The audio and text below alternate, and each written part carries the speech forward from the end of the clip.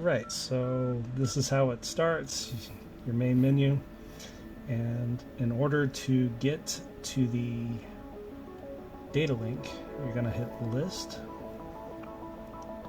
and then enter for data link.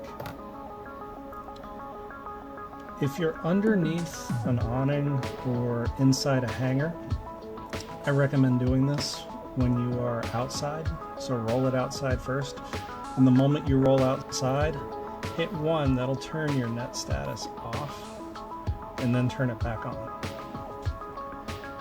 Once that's done, dauber right, sequence, and then dauber right again, sequence.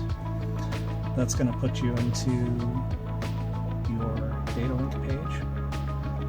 Dauber down once, and put in your number. And I'm not going to put in the numbers that we use because I don't want our JTAF to know. So I'm just going to pick a random one, 52611. Now it instantly puts you on to number 1 to number 2. Dauber down again, and say you're second in line, or you need to put another aircraft that's in your data link into your group. 52612.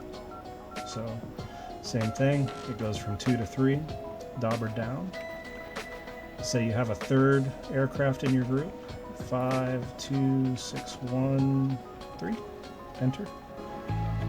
And same thing, dauber down, 52614.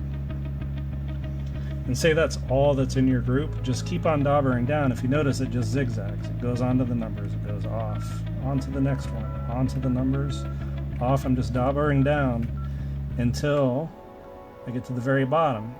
Once it gets to the very bottom, dauber down again. This is where you need to be to input yourself. Say you're number 3 in the flight. Just put in 3, enter. And you'll see that your T, your transmit, swapped to 3. Say you made a mistake and you were really number 2. Watch the transmit. It goes to 2. And maybe you're number 1 today. So once you're on there, you can choose where you want to be. So that's it. Easy peasy.